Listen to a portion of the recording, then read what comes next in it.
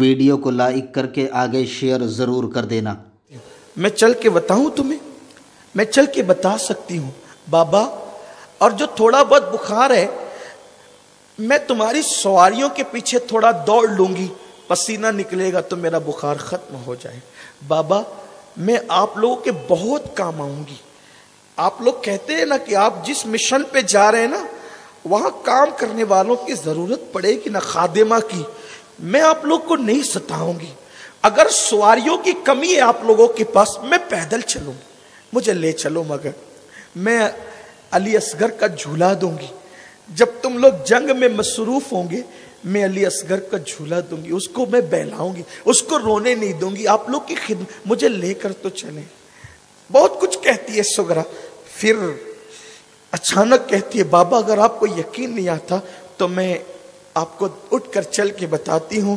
پوری طاقت اکٹھا کیا، کئی دن سے بیمار تھی، اٹھ کے کھڑے ہونے کی کوشش کی، لیکن جیسی اٹھ کے کھڑے ہونے کی کوشش کرتی ہے دھڑ سے گر جاتی ہے۔ جب گرنے لگے زمین پہ امام نے سہارا دیا، گویا کہ سغرا نے بیماری سے لڑنے کی کوشش کی، بیماری جیت گئی، سغرا ہار گئی۔ آقا نے فرمایا سغرا دیکھو میں تم سے وعدہ کرتا ہوں ہم جب جائیں گے تمہاری طبیعت اچھی ہوگی، تم خط لکھنا، میں تمہارے بھیا علی اکبر کو بھیجوں گا، وہ تمہیں لینے آئیں گے اور پھر وہ تمہیں لے کر چلیں گے۔ ابھی تک سفر کی تمہارے اندر ہمت نہیں ہے۔ مختصر اتنا کہ حضرت سیدہ سغرا کو تسلی دی۔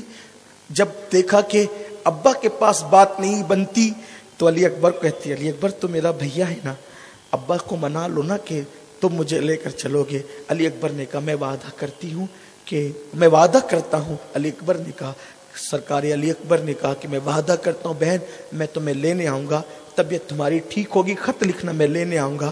آخرکار سغرا سب سے مل مل کر روتی ہے۔ حکمت اس میں کیا تھی وہ آپ کو آگے پتہ چلے گی۔ سغرا مل مل کے روتی ہے، الوداعی سلام کیا جاتا ہے، سارے جانوروں پہ جو ہے سامان ڈال دیا جاتا ہے، اور یہ قافلہ چند نفری قافلہ، بعض روایت کے مطابق 19 لوگ تھے اس میں، یا اس میں 16 لوگ تھے، یعنی اس میں 16 مرد تھے یعنی، اور بقیہ خواتین تھی۔ 19 مرد تھے اور بقیہ خواتین تھی۔ اس طرح یہ نفوس پر مشتمل قافلہ چلتا ہے۔ لیکن جب یہ نکلتے ہیں تو ارض مدینہ پہ کیا گزری ہوگی یہ تو مدینے کی زمین جانتی ہے۔ المختصر اتنا لکھنے والوں نے اتنا لکھا کہ جب وہ قافلہ جا رہا تھا تو پلٹ پلٹ کر وہ نانا کے روضے کی طرف دیکھتا تھا۔ ہائے حالات کی ستم ظریفیاں کہ جن کے لیے مدینہ منورہ میں سب کچھ تھا، بلکہ جن کا مدینے میں سب کچھ تھا، آج گویا کہ مدینہ منورہ کو وہ چھوڑ کر الوداع کہہ کر ہمیشہ کے لیے رخصت ہو رہے تھے۔ رات کے آخری پہر میں یہ چند نفری قافلہ پلٹ پلٹ کر مسجد نبوی کی طرف دیکھتا اور روتا جاتا ہے، آنسو پوچھتا جاتا ہے۔ حیرت ہے، رونے والا ایک ہوتا ہے، آنسو پوچھنے والے کئی ایک ہوتے ہیں۔ یہاں تو سب کے سب رونے والے تھے، لیکن آنسو پوچھنے والا آج ان کا کوئی نہیں تھا۔ آج ان کے آنسو پوچھنے والا، آنسو خشک کرنے والا آج کوئی نہیں تھا۔ کن کے آنسو؟ کن کے آنسو؟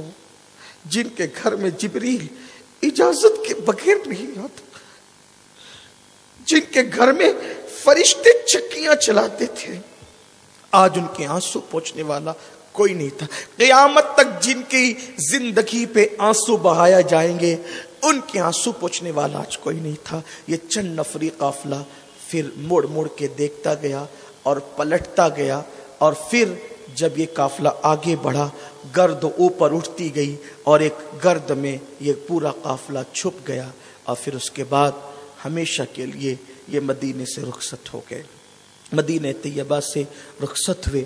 اللہ تعالیٰ ان پر اپنی رحمتیں فرمائیں، ان کا صدقہ ہم سب کو نصیب فرمائیں۔ پھر یہ قافلہ مکہ المکرمہ پہنچا، مکہ شریف میں پہنچے۔ جب امام نکلے تھے مدینہ منورہ سے تو ایک تاریخی روایت کے مطابق اس وقت شعبان المعظم کی 2 تاریخ تھی، بعض نے کہا کہ 4 تاریخ تھی، بعض نے کہا 3 تاریخ تھی، الگ الگ اقوال ہے۔ البتہ 2 شعبان المعظم کو امام پاک 60 ہجری میں نکل گئے۔ کچھ لوگوں نے رجب کا تذکرہ بھی کیا ہے بہرحال، اور پھر آپ مکۃ المکرمہ پہنچے۔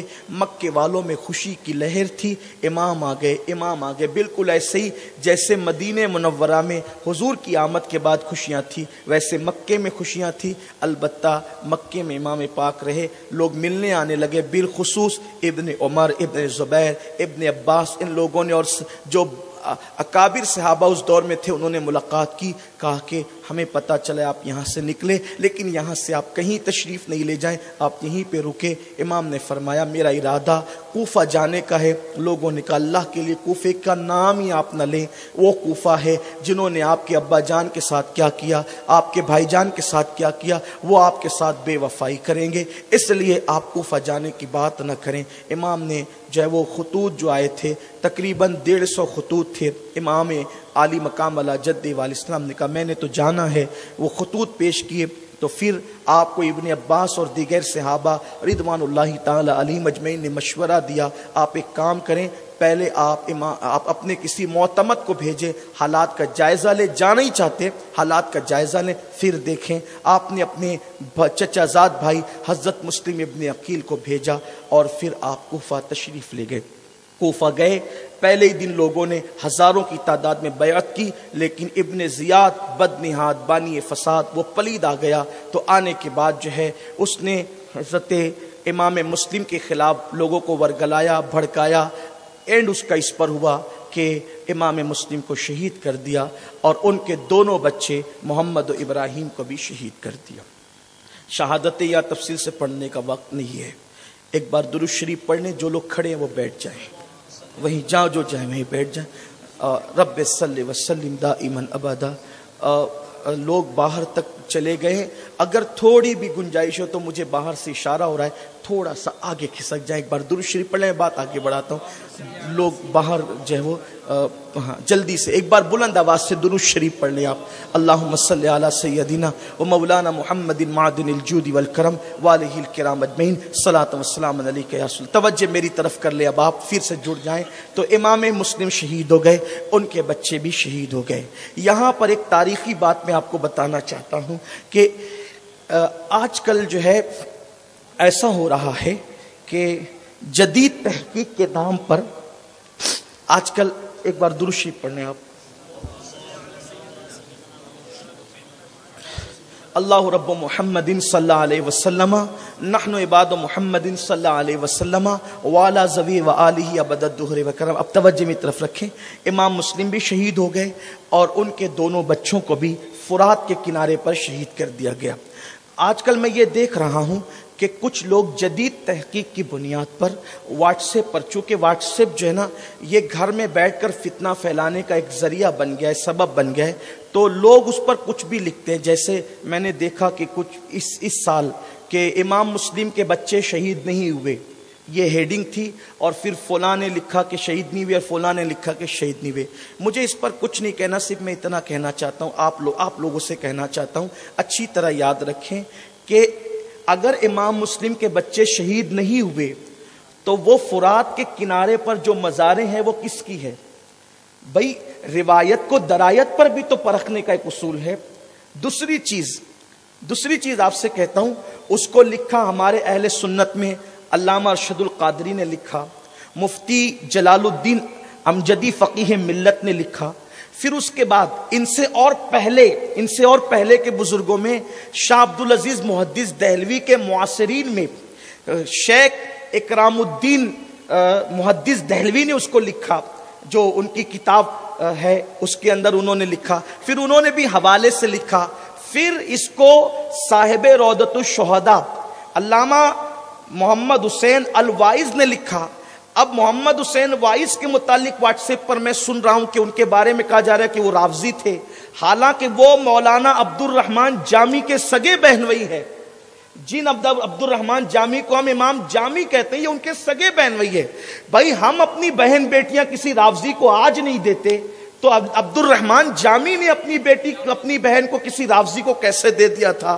روضۃ الشہداء کے مصنف نے لکھا. پھر اس کے بعد یہ جو ملا محمد حسین الوائز ہے، یہ بھائی ہیں صاحب معارج النبوہ کے، جن کی کتابیں ہمارے مکاتب سے چھپ رہی ہیں، جن کی کتابیں یہ ملا معین الدین وائز کے یہ بھائی ہیں، سگے بھائی ہیں یہ. تو اللہ کے بندوں، اگر آپ کو اہل بیت کی فضیلتیں ہضم نہیں ہوتی تو آپ اپنے گھر میں جس کی چاہے تعریف کر لیں، آپ جس کا چاہے جشن کر لیں. یہ جمہوری ملک ہے اور یہ دنیا اب جمہوریت کی طرف چلی گئی ہے. آپ کو جس کا ذکر کرنے کر، مگر اللہ کے لیے ان کی شہادتوں پر اس طریقے کی بات تو نہ کریں. یہ کتابوں میں موجود ہے، صاحب روضۃ الشہداء نے لکھا ہے، پھر اور لوگوں نے بھی لکھا ہے. اور آپ سے اتنا کہتا ہوں، پھر یہ اختلاف کیوں؟ آپ کہتے ہیں فلاں نے نہیں لکھا، فلاں نے انکار کیا. تو دیکھیے، ویڈیو اگر اچھا لگا ہو تو لائک کر کے آگے شیئر ضرور کر دینا.